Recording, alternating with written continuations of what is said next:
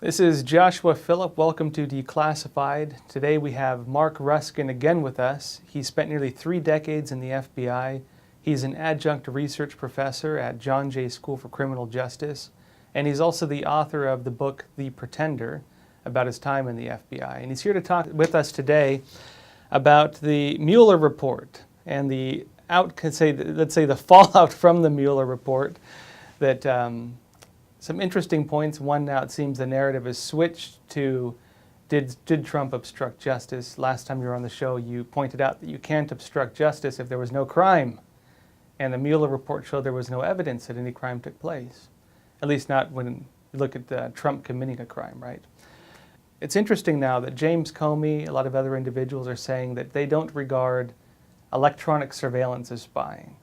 And this is, of course, related to the whole Spygate scandal, which the Epoch Times has been doing a lot of reporting exposing. Really what the Mueller report shows is that the Obama administration used various forms of espionage. We count at least 5, which we can prove, to basically use the intelligence agencies to launch an investigation against a political opponent during a crucial election.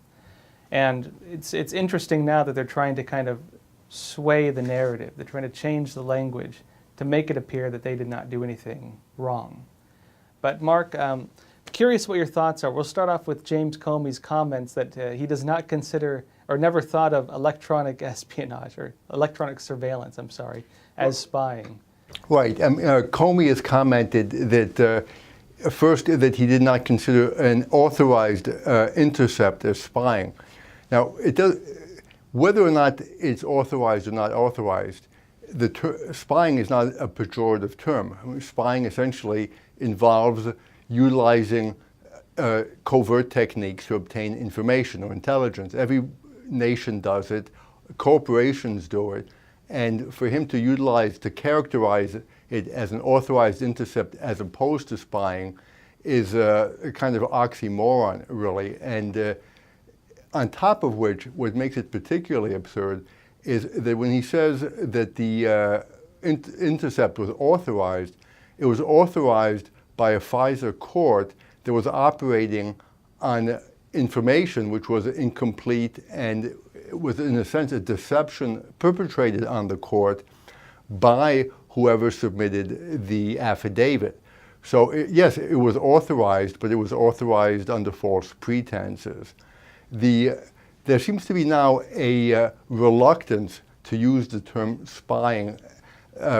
Particularly notable and ridiculous, I would suggest, is Clapper, former head of intelligence for the United States, telling repeatedly on the cable news stations how he really doesn't like the term spying and never did. Now, this comes from the spy chief of the United States for how long? And he doesn't like the term spying. Maybe he shouldn't have been a spy chief if he didn't like the term, if he didn't like the connotations. It's sort of like a thief saying, I don't like the term stealing. I prefer redistribution to my own personal benefit. So you see a lot of torturing of the language in order to avoid connotations which are negative, which are absolutely pertinent to what these individuals were doing. You have Brennan as well, who attacking the president, accusing him of treason, repeatedly accusing him of treason. And this is another intelligence chief, another top national spy, making what are essentially conclusory statements. And, as an attorney, I can explain that a conclusory statement is a statement that expresses a conclusion without articulating the facts which led to reach that conclusion. So Brennan repeatedly states on television that the president engaged in traitorous activities without bothering to articulate facts to support this statement. And unfortunately, some people just take it at face value. But the statements are really reprehensible and unjustified. Well, on this note, I think there's a couple interesting points. One is that it seems part of the narrative they're using right now is to claim that no spying took place. A lot of media afterwards claimed that, no spying took place. If you go on Wikipedia, at least last time I checked, which was just recently, if you type in Spygate, it says conspiracy theory. But we can verify, and I have here, I'll read it to you, the at least 5 methods that the Obama administration used to spy on the Trump campaign, which we can verify with evidence and which we have shown many times. They used national security letters, a FISA warrant, possibly several, unmasking. They had at least one undercover informant in the Trump campaign, Trump campaign, and they used foreign intelligence. So how is that not spying? Right? Well, speaking as someone who spent 27 years as an FBI special agent, nearly 2 decades as an undercover agent, I know something about spying. I know whereof I speak. Essentially, I was a spy for 20 years. What does a spy do? A spy goes behind enemy lines, whether the enemy is across a border or across a political ideology, and pretends to be something, assumes a fictitious role, gathers evidence, and then brings it back to one's own side and reports back. That's what spying is. So in this case, obviously, through a variety of methodologies, as you've enumerated, there was spying of a certain nature going on. An informant is, by definition, a undercover informant. An informant is never going to be known to the people he's informing on as an informant. And as you mentioned, there were informants operating in the campaign, the 2016 campaign. At least one we can prove, correct? That's at least one that can be proved. And then, of course, the main question, the first question that comes up in a situation like that is, had the Obama White House suspicions that there was spying going on behalf of the Russians we're talking about, because we're talking about spying by the Russians as well as by the United States, particularly the Obama White House. If there was spying, a suspicion of probable cause or articulable facts to support a belief that there was spying going on, why was the candidate not advised of that and warned of it? You'd think normally the first thing that would occur, absent some significant reason not to do so, would be to advise the candidate, hey, be careful, we have reason to think that there are informants or spies in your campaign who are trying to influence the outcome in an unfair or unethical or illegal manner. But that wasn't done. So the question, and presumably they would normally help you locate and root out those issues, right, if it was a national security threat, which is what they claimed afterwards. Right. Yeah, unless there was some basis to believe that the candidate was involved, but so far there's been no evidence to indicate that. And even Brennan early on said there was no evidence of this, Right, and the issue of intermeddling. This is one of the big issues that the Russians were intermeddling in order to affect the outcome of the elections. Now, I think we all know, and one can read this, it's public documents. Many retired KGB officers subsequent to the fall of the Soviet Empire in the Gorbachev-Reagan era have written their memoirs. And you have memoirs, there's Kalugin and a number of others, as you know, who have detailed what they did themselves while assigned to embassies and consulates here in New York and in Washington, D.C., in order to influence the political situation and in order to influence outcomes. They've been doing it since the 1950s, essentially since the birth of the Soviet Union. So for certain politicians now to be ranting and saying, oh my God, there's spying, there's intermeddling by the Russians, it's really a little bit absurd. It's been going on, as I argue, for decades and decades, and this is just continuing. And something to add to that, and this is something I've mentioned before too. It's fair to talk about Russian interference and disinformation and things like this. Right. I've written about the Russian Internet Research Agency's operations going back before the elections. Right. But to take those kinds of operations from one country and to blow it out of proportion and make it seem like a huge scandal when in reality there are many, many, many countries involved in very similar operations. Chinese Communist Party being probably the biggest in as far as I can see. If you remove all the context, if you remove the full picture and bring it down to just one tiny country and build a scandal around that, and also remove the historical context of it, like you mentioned, then it becomes a big issue. But it's not an accurate picture for the public to understand what's really taking place. So what is the motive then of honing in like that, removing the context like that, and creating a controversy over something that's been going on for decades, as you explained? Well, you're making an excellent point. Essentially, what's being done is a situation is being carved out of a whole and looked at with a microscope, ignoring the larger perspective. I mean, essentially, every country spies on every country. And without discussing any classified information, if one simply takes the Snowden leaks as true or partially true, and I won't attest to one way or the other, there were a lot of reports which were revealed which alleged that there were friendly countries spying on other friendly countries.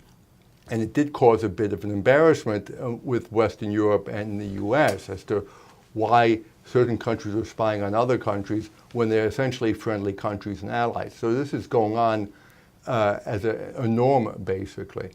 Now, what can be argued is that in the situation we're talking about here, the carving out of a particular situation can be attributed perhaps to certain political aims in order to address political goals, utilizing inappropriate methods which are essentially undermining, arguably, the constitutional protections that define us and make us so different from every other country. And the privacy and the rights guaranteed in the Bill of Rights, which prevent us from the power of an all-powerful government from interfering in our day-to-day activities, if they're being circumvented by the utilization of, as you mentioned, national security letters, which don't require a judicial authorization, and which were put into practice essentially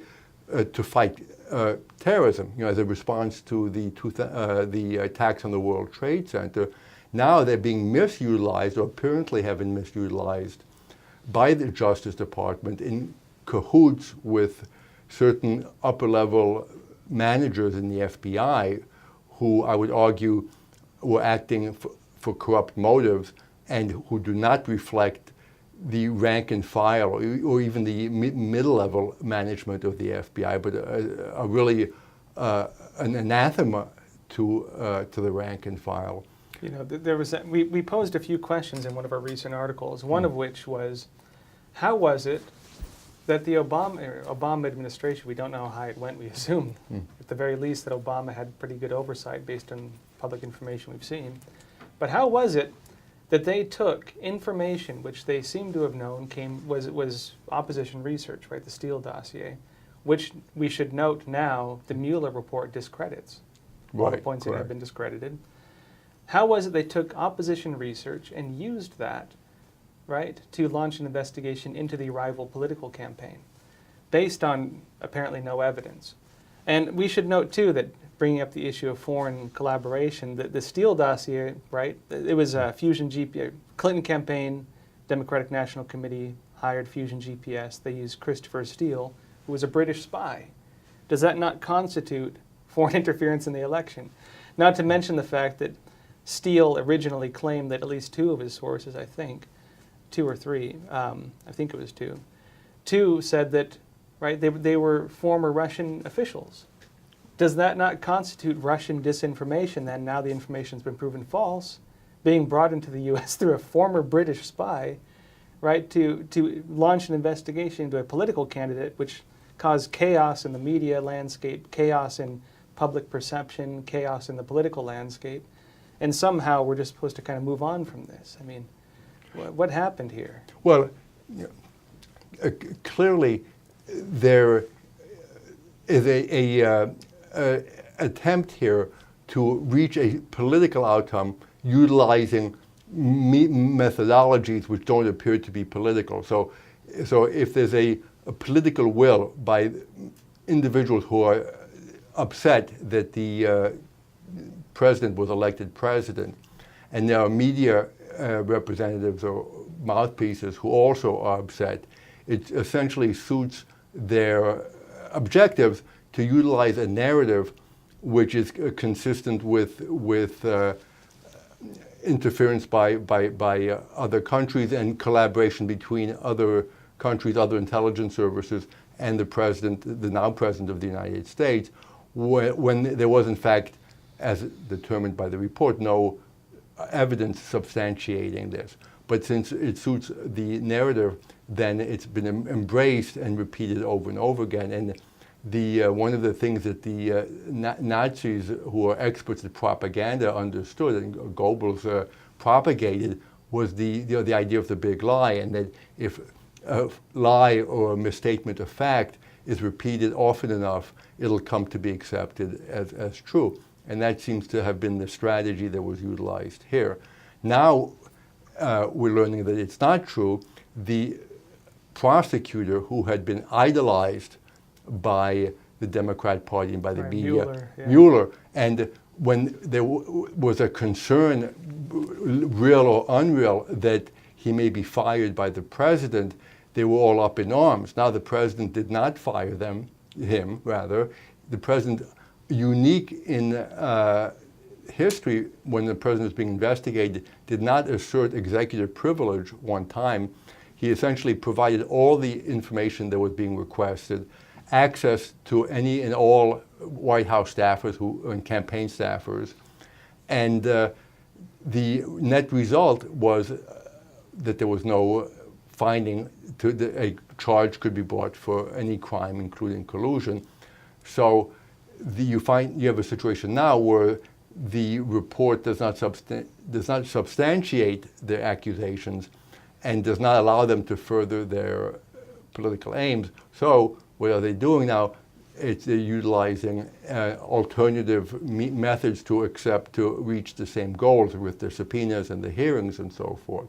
But furthering what you're asking about, now there are going to be additional investigations, and the questions, the very important questions which you raise, will be the subject of investigation both by Horowitz, the Inspector General at the Department of Justice, and by Attorney General Barr, who, despite statements by critics to the contrary, has an impeccable reputation for honesty and objectivity. And they can throw as much mud at him as they want, but I don't believe that mud's going to stick, because his career speaks for itself. Back on the issue of foreign interference or foreign meddling, one interesting thing we found out now is that Brennan was receiving, so the British intelligence agencies were spying on the Trump campaign. They were passing this to Brennan as unofficial intelligence. Brennan was then passing it to James Comey, former FBI director, to push him to launch an investigation into Trump.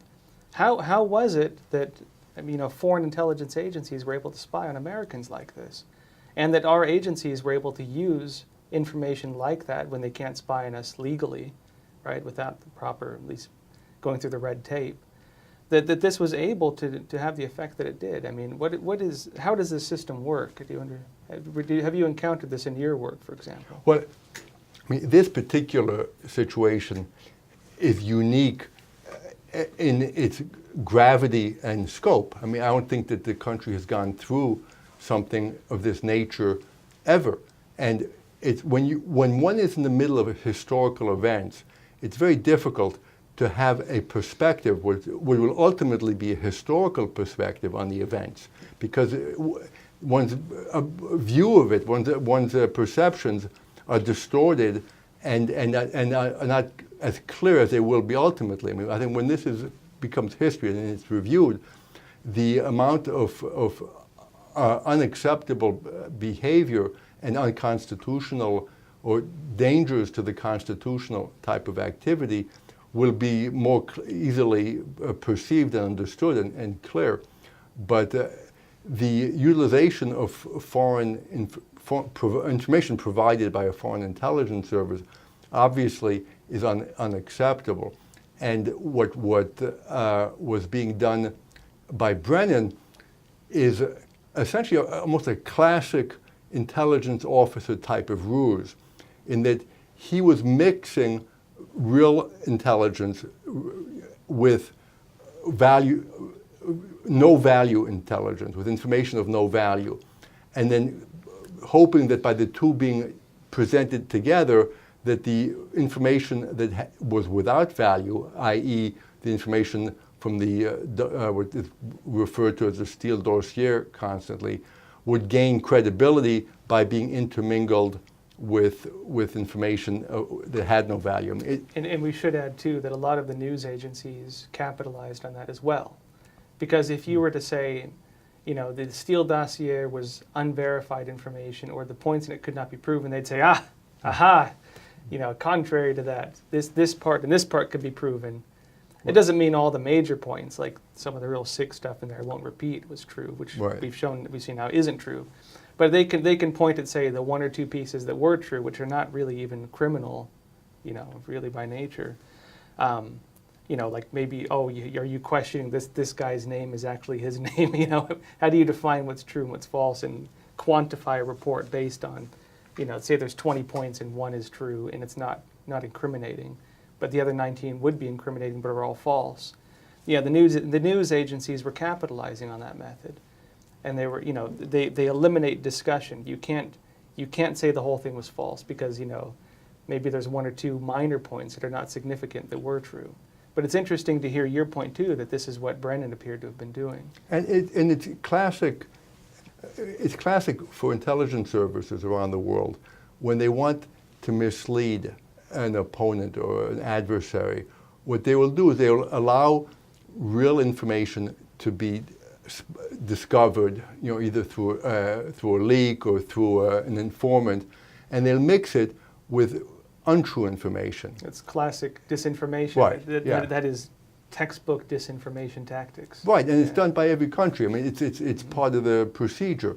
And so essentially, here you have classical intelligence type of activity being utilized in a non-intelligence setting, ultimately. You have a mix of intelligence officers, chiefs, such as Brennan, Clapper, and Comey, participating along with officials who are political officials. Now, they should not be intermeddling between the intelligence chiefs and political leaders, but here there seems to have been a lot of it. And again, that's something that will need to be sorted out. And again, in my experience, intelligence officers in the intelligence services and special agents in the FBI abhor this type of activity, the fact that their leaders were engaging essentially with politically motivated behavior.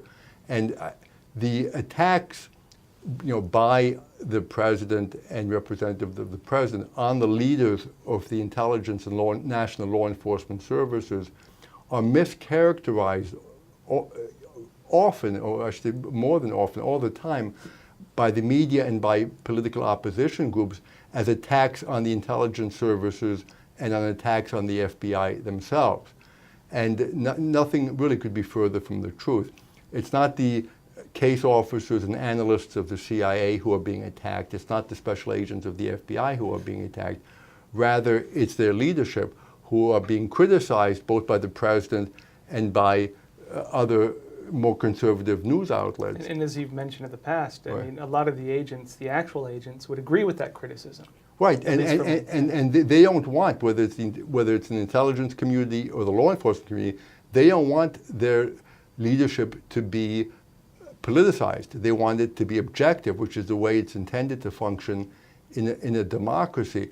And I should add that when individuals are criticized or told, or they should not be criticizing the leaders of the national police, or they should not be criticizing the leaders of the intelligence services, essentially that's what leads to a police state. When you're not allowed to criticize or question the activities of the leaders of the CIA or the FBI, you're going to end up with a situation like the KGB, where if you're Russian and you criticize the KGB, you're going to be in a world of pain.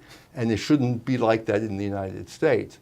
open criticism, whether it's from any party, should be encouraged, not suppressed and attacked. Now, this brings up an interesting point when we're talking about the politicization, right? And that in addition to, I should say, the cooperation of heads of intelligence agencies with political officials. And one of the big topics now was, what was Obama's involvement in this? It seems, based on the public information, that he kept himself very closely involved. And I mean, of course, I went over the 5 forms of spying we can prove. How does a president usually relate to those forms of spying? How was it that he was involved with this, and to what extent do you think he's involved based on the information you've seen? This calls for speculation, of course, but I would say that my speculation is an informed opinion, informed by nearly 3 decades as an FBI agent, in addition to which, as you know, I was an assistant district attorney here in Brooklyn, New York, so I have a prosecutorial and legal background as well. And and further qualification, I was also a legislative research assistant on the staff of U.S. Senator Daniel Patrick Moynihan. So I have some knowledge as to how things work in Washington and what goes on behind the scenes between the Congress, the executive, and the judiciary. And I would suggest that in a situation as portentous as an investigation of a presidential campaign, for whatever reason, that it would be irresponsible for the White House not to have been informed of what was going on. I can't imagine a set of parameters or circumstances where the director of the FBI or the director of intelligence services would have restrained themselves and not informed the White House.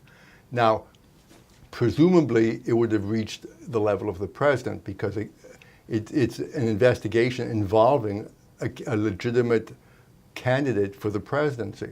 So I suggest a very strong argument can be made that the White House was at the very least aware of what was going on and perhaps complicit. And again, that's what a thorough investigation needs to be conducted. And I should add that as we saw during the election, Obama was coming out very directly and criticizing Trump and really in many ways promoting Hillary Clinton during the presidential elections.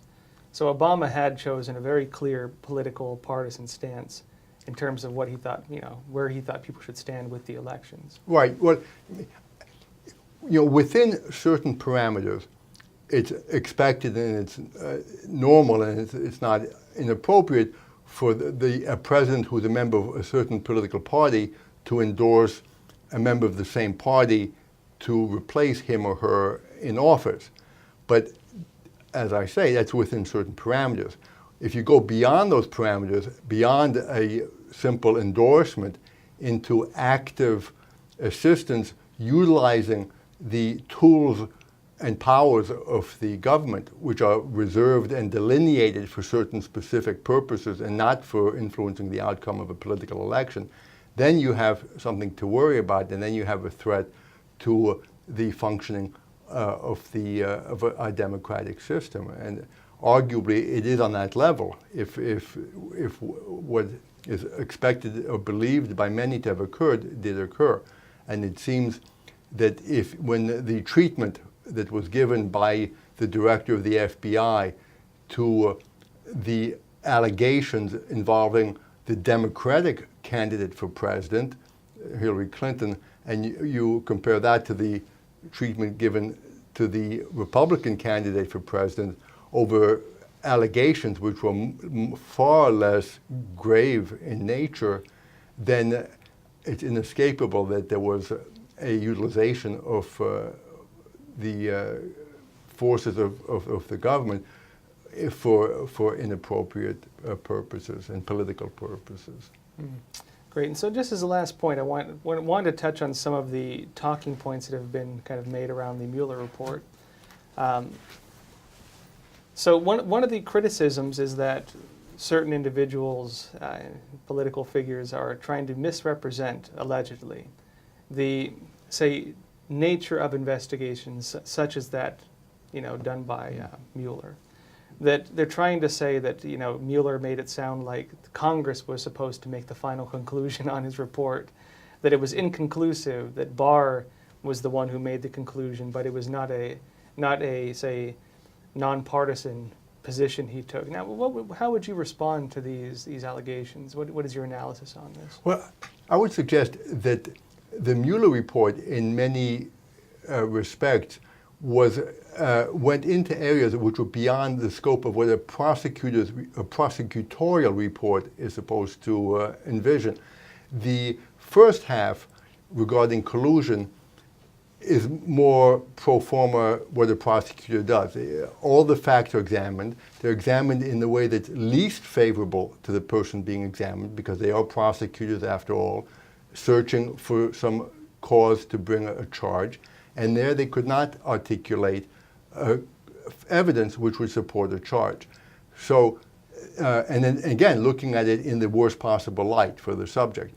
So this is consistent with what a prosecutorial report is supposed to be. The second part, where there's essentially a long rambling discussion of obstruction, goes beyond the parameters of a prosecutorial report and leads one to wonder what the point was. I mean, why was there a long discourse on obstruction when there'd already been a conclusion that the collusion charge could not be brought?